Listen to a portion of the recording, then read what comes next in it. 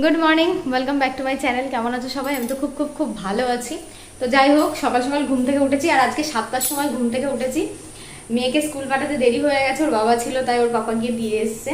তো সবাই কমেন্টে জিজ্ঞাসা করছো, দিদিভাই তোমার বাড়ির কাজ কতদূর হলো? আজকে তোমাদেরকে ওখানে গিয়ে দেখাবো আমার বাড়ির কাজ কতদূর। থেকে বসে থেকে থেকে থেকে থেকে সময়টা কেটে যায়। সেই জন্য আর আজকে ভেবেছি একদম বসবো না, কাজকর্ম কমপ্লিট করে নেবো, ছেলেকে খাইয়ে দিই। তো এখান থেকে একবার তোমাদেরকে দেখাই, এখান থেকে তোমরা কিছুই বুঝতে পারবে না। তো ওখানে গিয়ে তোমাদেরকে দেখাবো, তার আগে সমস্ত কাজকর্মগুলো কমপ্লিট করে নিই। এই যে বড়মশাই এখন মুড়ি খাচ্ছে, ছেলে ঘুমিয়ে গেছে, ঘুম পাড়িয়ে দিয়েছি। তো আগে ছেলের খাবারটা বানিয়ে নিই। কালকে রাতে গ্যাসটা ফুরিয়ে গেছে, আর আমাদের একদম বাড়ির পাশেই গ্যাসের অফিস, কিন্তু সকালবেলায় গ্যাসের অফিস না খোলা পর্যন্ত তো গ্যাসটা পাবো না। আর সকালবেলায় উঠেই ছেলের খাবার বানাতে হয়। ছেলে এখন ঘুমাচ্ছে, এই মাত্র মানে 5-10 মিনিটের মধ্যে উঠে পড়বে, ওর খাবারটা ঠান্ডা হতেও একটু টাইম লাগে। তো ভাবলাম আমার কাছে তো আগারো রেজেন্সি মাল্টিকুক কেটেল উইথ স্টিমারটা আছে, তো এটাতেই ছেলের স্যারেলাক্সটা বানিয়ে নিই। একটা দিদিভাই আমাকে কমেন্টে বলেছে আমি নাকি প্রচণ্ড পাতলা করে স্যারেলাক্সটা খাওয়াই। একদমই না, প্রচণ্ড পাতলা না, এটা রান্না করতে হয় একটু সময় ধরে, আর তারপরে এটাকে ঢালা মানে যখন ঢালি আর কি, তখন একটু পাতলা পাতলা মনে হলেও 5 মিনিট এটা মানে বসে গেলেই কিন্তু এটা অনেকটা মোটা হয়ে যায়। আর আমার ছেলের যে মানে যে দুধটা খায় ও আর কি, তো ওই দুধটা এর মধ্যে 1 চামচ মিশিয়ে দিই ফর্মুলাটা, তো তাহলেই দুধটা অনেকটা ঘন হয়ে যায়। আর বেশি চাপ চাপ করলে একদমই আমার ছেলে খেতে চায় না। আর খুব মানে হেল্পফুল একটা প্রোডাক্ট এইটা, মানে দেখতেই পেলে তোমরা যে এখন গ্যাস নেই, এবার গ্যাসটা আসতে মোটামুটি 2 ঘন্টা টাইম লাগবে। তো এই সময় হঠাৎ করে ছেলের খাবারটাও খুব ইম্পর্টেন্ট। আর এই কুকারটাতে না এভরিথিং মানে সমস্ত কিছু খুব ইজিলি হয়ে যায় আর কি, মানে খুব সহজেই হয়ে যায়। গ্যাসে রান্না করতে করতে অনেক কিছু বয়েল করার ব্যাপার থাকে, জল গরমের ব্যাপার থাকে। তো এই যে দেখতে পাচ্ছ ওয়াশিং মেশিনের ওপরটা কী অবস্থা হয়ে আছে, এটাকে এখন ভাবলাম এরমভাবে তুড়ি মেরে অনেক সময় ক্যামেরায় করা যায় না, ওরকম যদি করে যেত আমি ক্যামেরাটা ধরে সব জায়গাতে একবার করে হাতে তুড়ি মেরে দিতাম আর ব্যাস হয়ে যেত গোছানো। কিন্তু সেটা তো কোনো মতেই সম্ভব না, সবাই ওলট পালট করে, কিন্তু গোছানোর মানুষ বলতে আমি একাই বাড়িতে। তো এইটা অনেক দিন ধরেই ভাবছিলাম পরিষ্কার করব, মোটামুটি ষষ্ঠীতে যাওয়ার আগে থেকেই এটা পরিষ্কার করা হয় না। তো ওই হয়ে ওঠে না সময়টা, মানে মনে মনে ভাবি আর সময় কোথা দিয়ে চলে যায়। বাদবাকি যে কাজগুলো আছে, মানে এই ঘর ঝাড় দেওয়া, ঘর মোছা, জামাকাপড় গোছানো, রান্না বান্না করা, এই সমস্ত কাজগুলো করতে করতে আমার টাইম চলে যায়, যে আদার্স ঘর বারান্দাগুলো গোছাবো সেই টাইমটা আর হয়ে ওঠে না।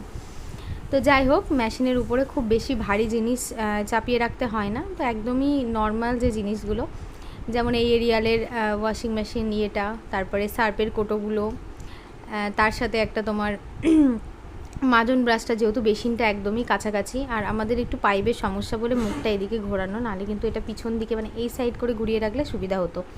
তো যেহেতু আমরা বেশি দিন এই বাড়িতে আর থাকবো না, মানে আমাদের নিজের বাড়ি হলেই চলে যাব, ওই জন্য আর ডবল করে পাইপ কিনে আর ঘোরাইনি, কারণ ফালতু ফালতু 1000 টাকা নষ্ট করার আর কি দরকার। তো এই হচ্ছে ব্যাপার। আর কমফোর্টটা এর সামনে রেখে দেবো, ব্যাস। এই কটা জিনিস সবসময় কাচার সময় লাগে আর কি। আর কালকে ভর বাজার থেকে এই বাজারগুলো করে এনেছিল, আমার আর ঢালতে খেয়াল ছিল না, তো ব্যাগের মধ্যেই বাজারটা ভরা আছে। আর ব্যাগের মধ্যে থেকে কোনো সময় বাজার নিয়ে ডাইরেক্ট রান্না করতে হয় না।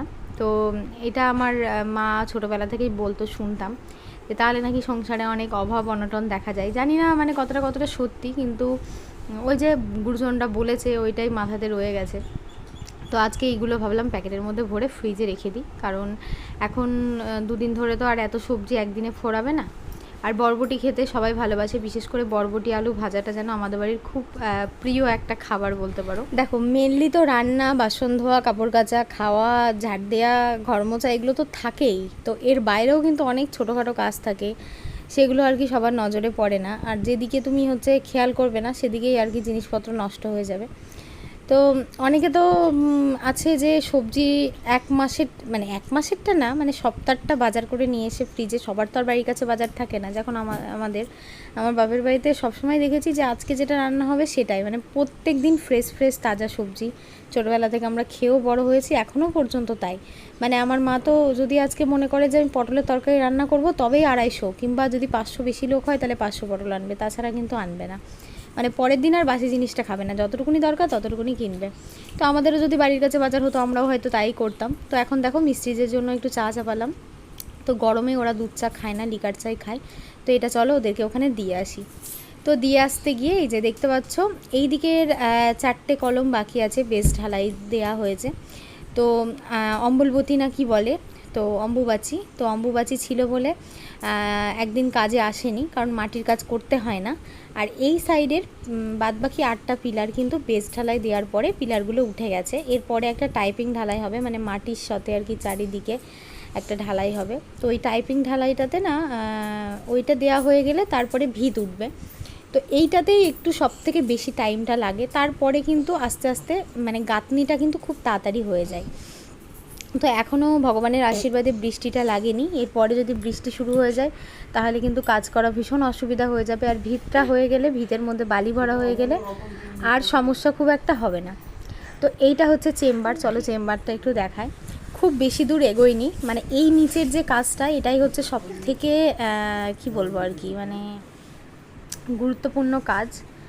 এই কাজটা করতেই অনেকটা সময় লাগে। আর এই দেখো এই দিকের পিলারগুলোতেও তাই, এই দিকের পিলারগুলোতেও বেস ঢালাইটা হয়েছে, এখনও কিন্তু পিলার ওঠেনি। তো জানি না টাইপিং ঢালাই কবে হবে। এখন সোজা বাড়ি চলে যাব, কারণ আমার বর ছিল বাড়িতে, ও ছেলে ঘুমিয়ে গেছে বলে এসেছে। ছেলে যেহেতু খাটের উপর ঘুমাচ্ছে। আর এই দিক দিয়ে না মিস্ত্রিরা অতটা যাওয়া আসা করে না, তো আমরাই করি, ওই জন্য হালকা হালকা দেখতে পাচ্ছ ঘাসের মধ্যে দিয়ে যেতে যেতে একটা সুন্দর রাস্তা তৈরি হয়েছে। প্রত্যেক দিন চলাচল করলে আরও সুন্দরভাবে রাস্তাটা তৈরি হয়ে যাবে। তো এই যে এখানে একটা গরু বাঁধা আছে, গরুগুলো ভালো, আবার মাঝে মধ্যে দুমদাম করে মেরেও দেয়। তো বর্ষাকালটা পড়লে একটু জল কাদাতে সমস্যা হবে আমাদের, যেহেতু কিছু পেপারস, সব থেকে ভালো হতো বৈশাখ মাসে শুরু করলে, এতদিনে তাহলে বাড়ির ছাদ ঢালাই কমপ্লিট হয়ে যেত। কিন্তু ওই যে কিছু পেপারস ঠিকঠাক করার ব্যাপার থাকে পৌরসভা এলাকাতে, সব কিছু তো আর এত সহজে হয়ে যায় না। তো এই হচ্ছে ব্যাপার। এখন সোজা যাবো বাড়িতে, মানে বাড়িতে গিয়ে আর কি স্নান ধান করে তারপরে পুজো টুজো করে আবার আজকে দিদাদের স্কুলে প্যারেন্টস মিটিং আছে, সেখানে আমাকে যেতে হবে, মানে অনেক কাজ। এই গেটের কাছ থেকে তো 10 মিনিট পর পর আর কি দেখি যে কি করছে না করছে, কি কাজ হচ্ছে না হচ্ছে, কিন্তু কাছে গিয়ে একটু কমই দেখা হয়।